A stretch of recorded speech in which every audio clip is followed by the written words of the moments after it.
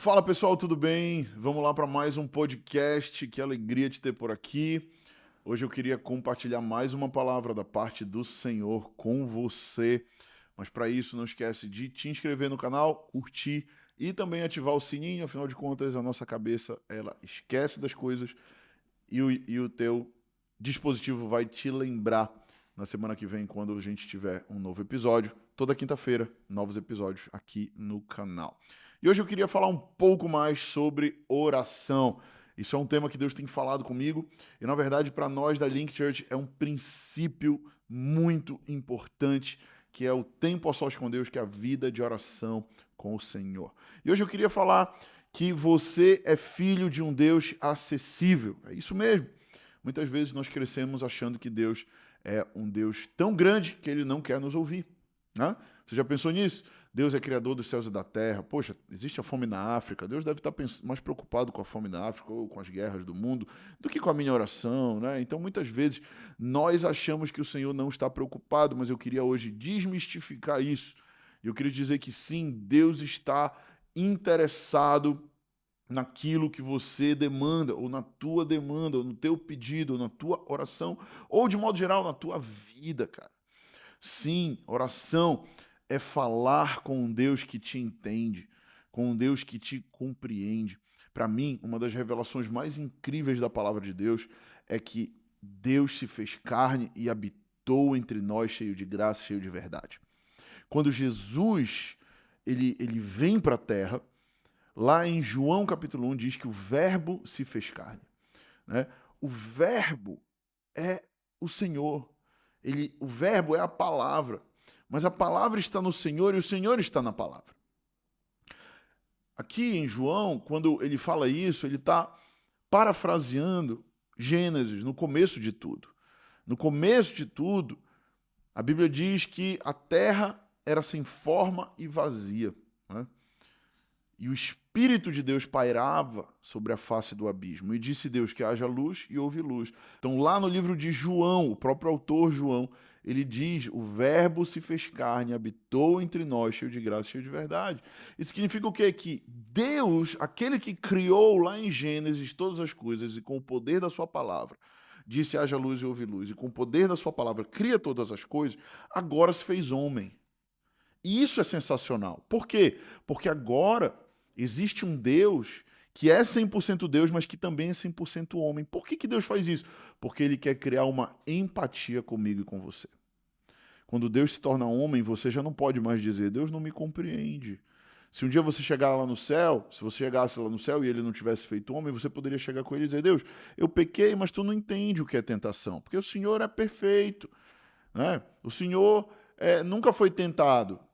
Mas o dia que você chegar no céu e você disser isso para Deus, ele vai dizer: não, não, eu sei o que é. Eu sei o que é ser tentado, porque eu me fiz homem. Por que eu estou te falando tudo isso? Porque existe um Deus que se fez homem, que é Emanuel, né? A Bíblia vai também dizer lá em João que o nome dele é Emanuel, que significa Deus conosco. Ele se faz homem para quê? Para gerar essa conexão, para gerar essa intimidade de um Deus que é Deus, mas que também é homem. Ele sim é criador dos céus e da terra. Sim, ele é onipresente, onipotente, onisciente, ele é excelso criador, a ele toda a glória, ele é santo, ele é perfeito, mas ele também é homem, ele também é carne, ele sabe o que é frio, ele sabe o que é calor, ele sabe o que é dor, ele sabe o que é tentação, inclusive ele morreu numa cruz por mim e por você. Isso é sensacional. Isso é incrível, porque existe um Deus que nos entende. E ele só não nos entende, como também ele é confiável.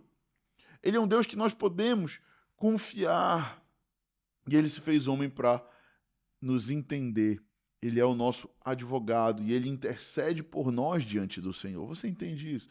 Você consegue compreender isso?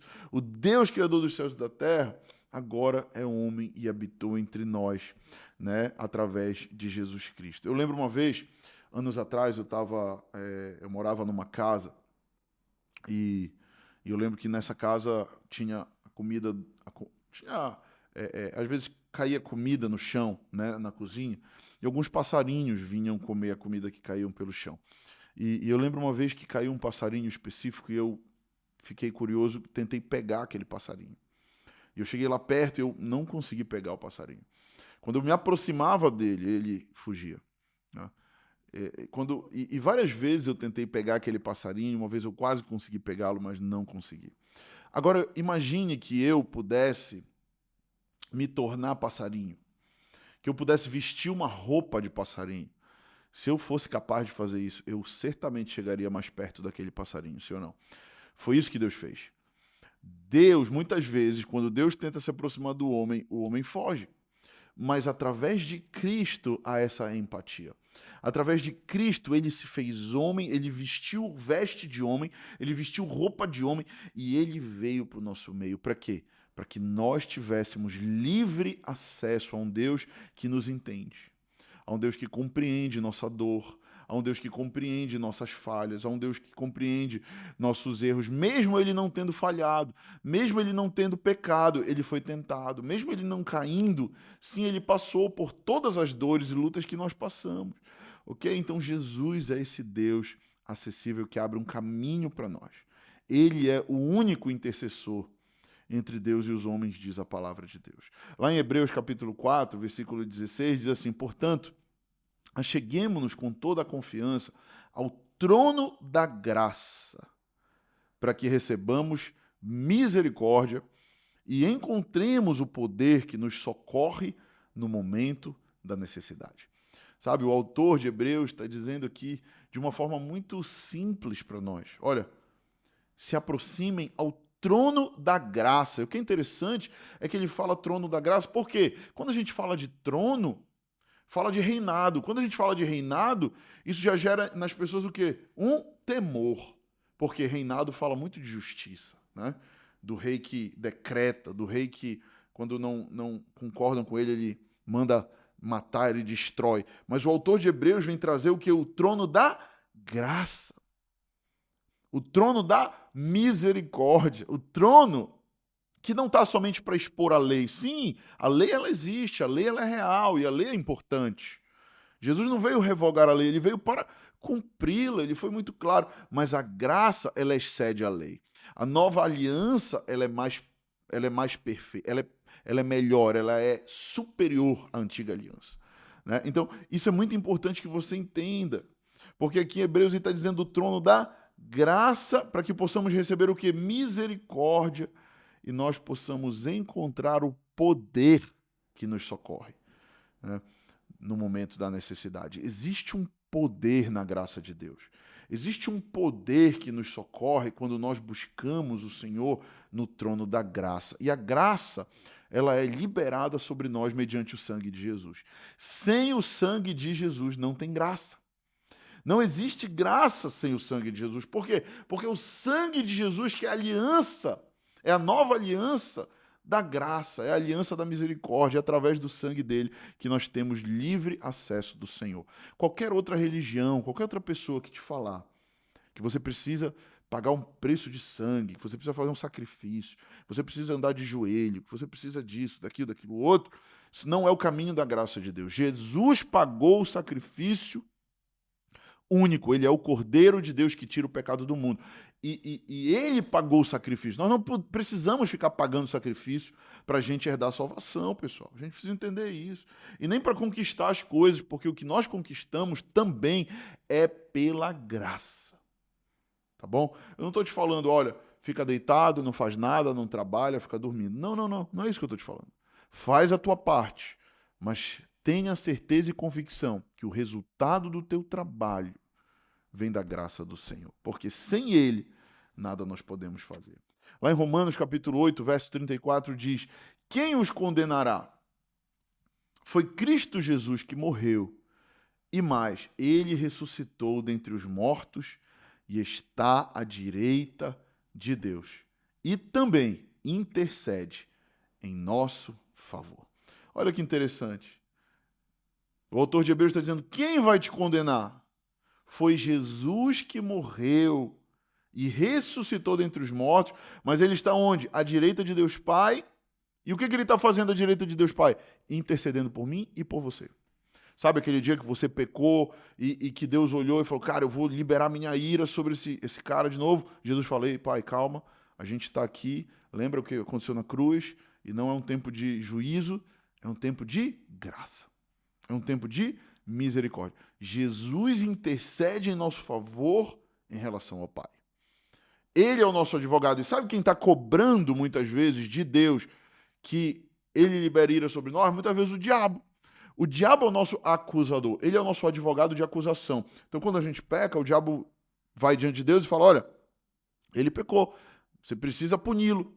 Né? E quem é o nosso advogado de defesa? É Jesus.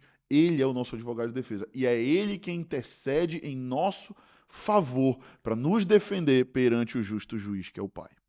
Ok, pessoal? É importante que você entenda isso. Jesus é o caminho, a verdade e a vida. E ninguém vem ao Pai se não for por Ele. Você quer ter suas orações atendidas? Vá por meio de Cristo.